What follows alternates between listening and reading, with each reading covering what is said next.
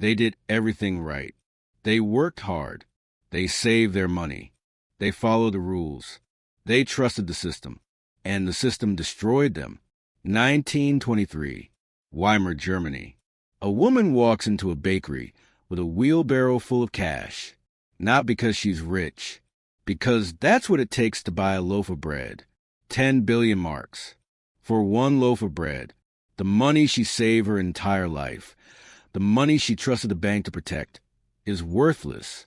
Completely worthless. She worked 40 years for nothing. She trusted the system. 1933, United States. A man stands outside his bank. The doors are locked. The windows are dark. Inside are his life savings.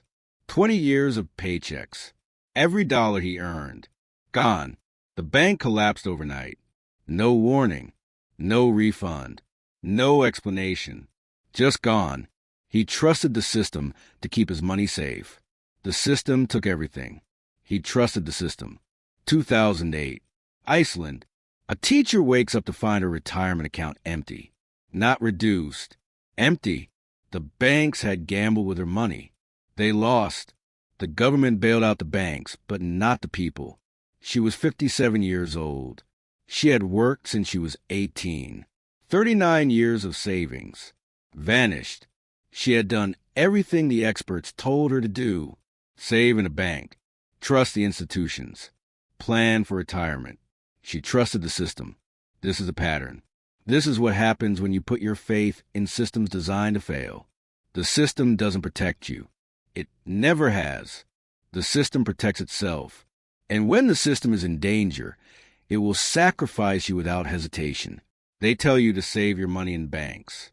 They tell you banks are safe. They're insured, they say. The government backs them, they say. And people believe it. They deposit their paychecks. They watch the balance grow. They feel secure. Until one day the bank fails, or the currency collapses, or inflation eats away 50% of the value in 5 years. And suddenly that security was an illusion. They tell you to invest in government bonds. Safe as houses, they say, backed by the full faith and credit of the government. But what happens when the government prints so much money that the bonds become worthless? What happens when inflation outpaces the interest rate and your investment loses value every single year? What happens when the government that issued the bonds can't pay them back? You lose. That's what happens. You lose. They tell you to trust the stock market, invest for the long term, diversify, buy index funds. The market always goes up, they say, except when it doesn't. 1929, 2000, 2008, 2020. The market crashes. Trillions of dollars vanish. Retirement accounts cut in half. People who were months away from retiring have to work another decade. People who trusted the system watch their futures disappear. The system isn't designed to protect you. It's designed to extract from you, to take your labor, your savings, your wealth, and transfer it upward to the banks, to the corporations, to the people who run the system. And when the system fails, they get bailed out. You don't. That's not a conspiracy. That's history. It has happened over and over and over again. Every generation, every country, every economic system. The people at the top protect themselves. The people at the bottom lose everything. And the people in the middle, the ones who trusted the system, get destroyed. But here's the thing. It's not your fault. You were taught to trust the system. You were told it was the safe choice, the responsible choice. Work hard, save money, invest, retire. The American dream. The system promised you security in exchange for your trust. And you gave it. The system lied. This isn't about blame. This is about understanding. Once you see how the system actually works, once you see the pattern, you can't unsee it. And once you understand, you can protect yourself, because the next collapse is coming. It always does. And when it arrives, the people who still trust the system will lose everything. Again, if you want to understand how the system really works, If you want to see the pattern clearly, then stay with me. We're about to unravel the biggest lie you've ever been told. And if this resonates with you, subscribe, because the system doesn't want you to know what comes next. Banks are not safe. They never were. But you were told they are. You were told your money is protected. Insured up to $250,000 by the FDIC. Government guaranteed. So you deposit your paycheck. You watch the numbers go up. You felt secure. But insurance doesn't create money. It just promises to pay you back if the bank fails. And where does that money come from? From other banks. From the system. The same system that's failing. When one bank collapses, the insurance works. When 10 banks collapse, it still works. But when hundreds of banks collapse at the same time, the insurance is meaningless. There isn't enough money to cover everyone. And that's exactly what happens during a real crisis. 1933, the height of the Great Depression. Over 9,000 banks failed in the United States. 9,000. People lined up outside trying to withdraw their money. But there was no money. The banks had loaned it out, invested it, gambled with it, lost it. The doors locked. The signs went up, closed, and millions of people lost everything they had saved. The FDIC was created after that to restore confidence, to make people trust banks again. And it worked. People started depositing money again. But the FDIC didn't change how banks operate. It just made people feel better about the risk. Banks still loan out your deposits. They still gamble with your money. They still operate on a fractional reserve system where they only keep a small percentage of deposits on hand. The rest is out in the world, in loans, in investments, in bets. And when those bets fail, your money is gone. 2008 proved this. Bear Stearns collapsed. Lehman Brothers collapsed. Washington Mutual collapsed. Wachovia collapsed. And the entire global banking system almost went down with them. Governments had to step in with trillions of dollars in bailouts just to keep the system alive. Not to protect you, to protect the system. Your deposits didn't disappear because the FDIC worked. They didn't disappear because banks are safe. They didn't disappear because the government printed trillions of dollars and injected it into the banks to keep them solvent. You didn't lose your savings because the system sacrificed everything else to save itself. But here's what they don't tell you. Printing trillions of dollars to save the banks didn't save your wealth. It destroyed it. Because when you print that much money, you devalue every dollar that already exists. Inflation is theft. It's a hidden tax. It's the system taking your purchasing power without ever touching your bank account. Your balance stays the same. $100,000 is still $100,000. But what it can buy gets cut in half. Your groceries cost twice as much. Your rent doubles. Your car costs more. Your health care costs more. Everything costs more. And the money you saved, the money you trusted the system to protect, buys less and less every single year. That's the trade-off. The banks get saved. You get robbed. And it's not just banks. Bonds are the same lie. Government bonds are considered the safest investment in the world. Risk-free, they call them, because governments can't go bankrupt. Governments can always print more money to pay their debts. But that's exactly the problem. When a government owes more than it can repay, it prints money. And when it prints money, your bonds lose value. Not on paper. On paper, you still get your interest payments. On paper, you still get your principal back. But in reality, what you get back buys less than what you put in. You loan the government $100,000. 10 years later, they give you back $110,000. But in those 10 years, inflation cut the purchasing power in half. You didn't make money. You lost money. And you trusted the system to make you whole. The system lied. Stocks are no different. You're told to invest for the long term. Ride out the crashes. The market always recovers. And it's true. The market does recover. Eventually. But you don't. Because when the market crashes and you're 65 years old and about to retire, You can't wait 20 years for it to recover. You need that money now. So you sell at a loss, or you keep working, or you downsize your life. The system recovered. You didn't. The people who run the system don't lose. They're insulated. They have inside information. They have bailouts. They have golden parachutes. When economy crashes, they walk away with millions. You walk away with nothing. Let me tell you about real people, not statistics, not abstractions. Real human beings who trusted the system and lost everything. His name was Walter. He was a shopkeeper in Berlin. 1922. He had saved his entire life. For 100,000 marks in the bank, enough to retire, enough to live comfortably for the rest of his days. He had worked 50-hour weeks for 40 years. Never missed a day. Never took shortcuts. He did everything right. Then the government started printing money. At first, prices went up a little. Bread cost 10 marks instead of 5. Annoying but manageable. Then it cost 50 marks. Then 500. Then 5,000. Within a year, his 400,000 marks couldn't buy a single loaf of bread. Not because he spent it, because the government destroyed it.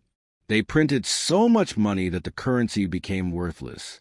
Walter died 2 years later. Penniless. Broken. He never recovered. He had trusted the system. The system killed him.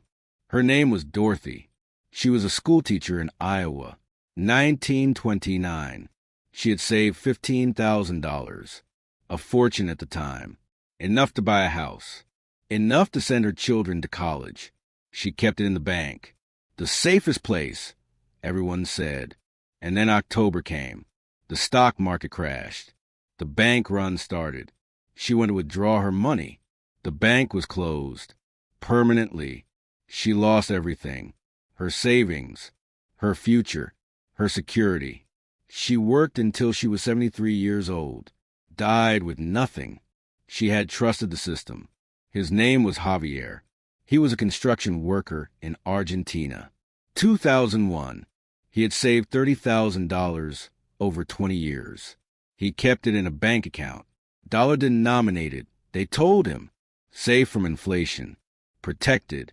And then the government froze all bank accounts. Corralito, they called it. The little fence. You could see your money. You just couldn't touch it. For over a year, he couldn't access his own savings. And when they finally let people withdraw, they forced a conversion, dollars into pesos, at a rigged exchange rate. His $30,000 became $15,000, then 10, then 5. By the time the crisis ended, he had lost 80% of his life savings. He had trusted the system. These aren't isolated cases. This is a pattern. Every economic collapse follows the same script. The government overspends. The banks overleverage. The currency collapses. And the people who trusted the system lose everything. Weimar Germany. 90% of the population lost their savings. Everyone who had money in a bank account, in bonds, in pensions, lost it all. An entire generation's wealth was erased in less than 2 years. The Great Depression in America, 25% unemployment. Thousands of banks failed. Millions of people lost their homes, their savings, their futures. The Dust Bowl made it worse. Farms failed. Families were destroyed. And all of them had trusted the system. The Soviet Union collapse. 1991. Lifetime savings in rubles became worthless overnight. Pensions evaporated. People who had worked their entire lives under the Soviet system found themselves with nothing. The system they had trusted for 70 years disappeared, and it took their wealth with it. Zimbabwe. 2008. Hyperinflation, so extreme that the government printed $100 trillion bills. 100 trillion, and it couldn't buy groceries. People's entire life savings gone. Not stolen, not spent, just erased by inflation. Venezuela.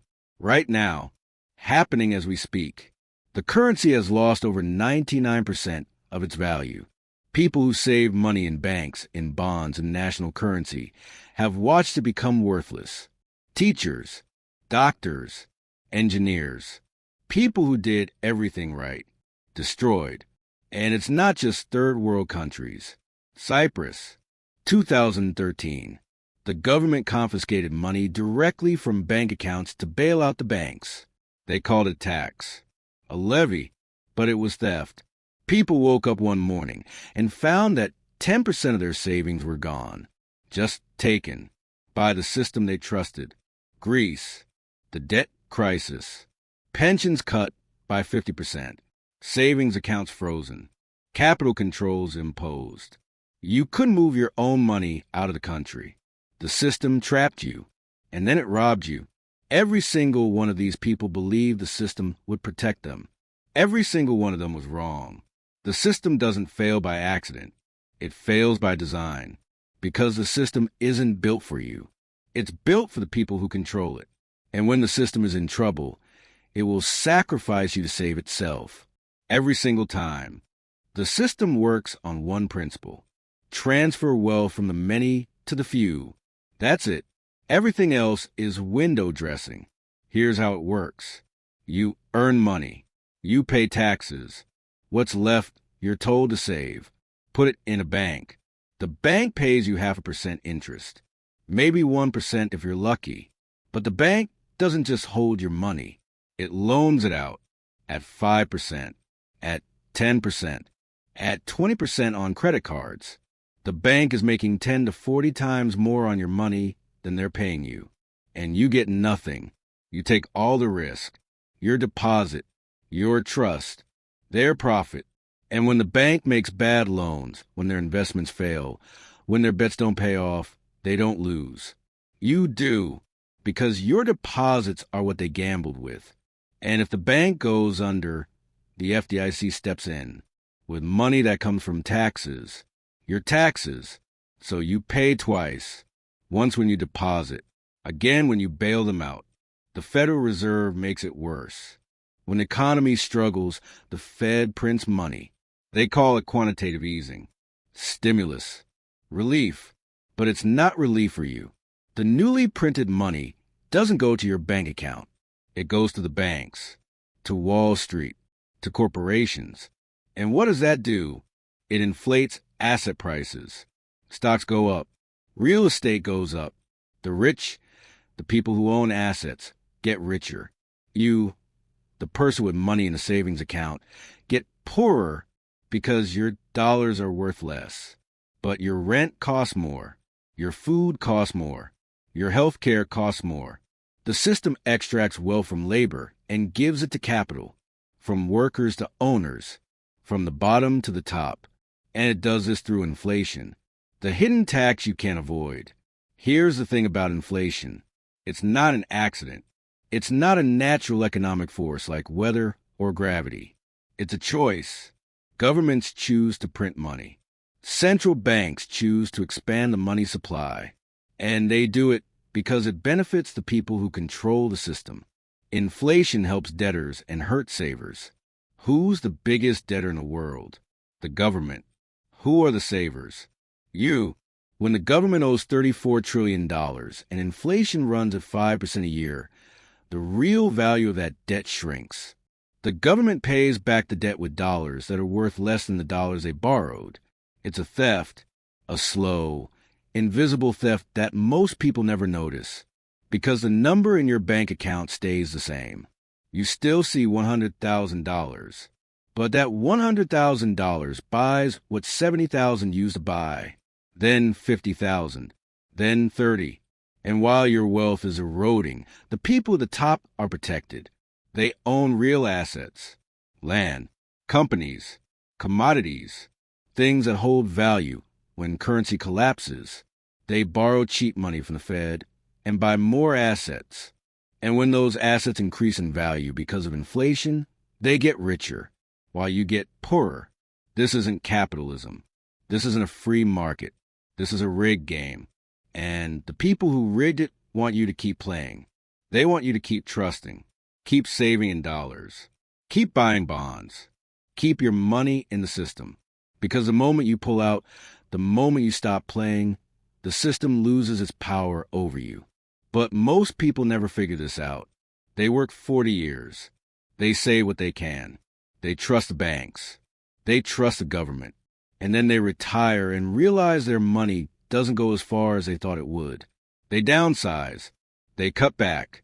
They worry about running out. And they die with less than they started with. Not because they were irresponsible. Not because they didn't work hard. Because the system extracted their wealth over time and they never even noticed. The people who understand this, the top 1%, don't keep their wealth in dollars. They convert it into things that can't be inflated away. They buy assets. They own businesses. They hold gold. They understand that cash is trash. That bonds are a scam. That the entire system is designed to take from them unless they protect themselves. And they do protect themselves, which is why the wealth gap keeps growing. The rich get richer not because they work harder, not because they're smarter, because they understand how the system works, and they refuse to be victims of it. You can do the same, but first you have to stop trusting. So what do? How do you protect yourself when the entire system is designed to extract your wealth? First, you stop trusting. Stop believing that banks are safe. Stop believing that the government will protect you. Stop believing that if you just follow the rules, everything will work out. It won't. The rules are designed to keep you playing a game you can't win. Second, you understand what money actually is. Money is not wealth. Money is a claim on wealth. And when the people who control the money supply can create unlimited claims out of thin air, your claims become worthless. Dollars are not wealth. They're IOUs from a government that's $34 trillion in debt and printing more every single day. That IOU is losing value, and it will continue to lose value until it's worth nothing. Wealth is something different. Wealth is assets that hold value regardless of what happens to currency, land, commodities, businesses, things that have intrinsic worth, things that people need, things that can't be printed. When you hold wealth, you're protected. When you hold money, you're exposed. The people who survived every collapse in history understood this. They didn't trust the system. They didn't keep their wealth in banks or bonds or currency. They converted it into real assets. And when the crisis came, when everyone else lost everything, they were protected. Weimar Germany. The people who held their savings and marks were destroyed. The people who owned land, who owned businesses, who owned gold, survived. Some even thrived. The Great Depression. The people who trusted banks lost everything. The people who owned farmland, who had tangible assets, made it through. 2008. The people who were fully invested in the stock market, who trusted the system, lost half their wealth. The people who understood the pattern, who had diversified into real assets, recovered quickly. This isn't about being rich. This is about being smart. You don't need millions of dollars to protect yourself. You just need to understand how the system works. And once you understand, you stop playing by their rules. You pull your wealth out of the system. Not all of it. You still need liquidity. You still need to operate in the world. But you stop treating dollars as a store of value. You stop trusting that the number in your bank account represents real wealth. And you start converting that number into things that actually hold value. Because the next collapse is coming. It always does. The debt is unsustainable. The money printing is out of control. The wealth gap is widening. The trust is gone. Every indicator that preceded every previous collapse is flashing red right now. And when it happens, the people who are still in the system, the people who still trust, will lose everything. But you don't have to be one of them. The system wants you to stay. It needs you to stay. It needs your deposits. It needs your taxes. It needs your labor. It needs your trust. Because the moment enough people stop trusting, the moment enough people pull out, the system collapses. And the people who run it know that, which is why they spend billions of dollars every year convincing you that everything is fine, that the system is stable, that your money is safe. It's not. Dorothy trusted the system. Walter trusted the system. Javier trusted the system. Millions of people across every generation, every country, every economic collapse trusted the system, and they all lost. Don't be like them. The pattern is clear. The warning signs are everywhere, and the collapse is coming. You can either see it and prepare, or you can trust the system and lose everything. The choice is yours. If this opened your eyes, if you're starting to see the pattern, then subscribe, because we're going to keep pulling back the curtain. We're going to keep showing you how the system really works. And more importantly, we're going to show you how to protect yourself when it all falls apart. They trusted the system. You don't have to.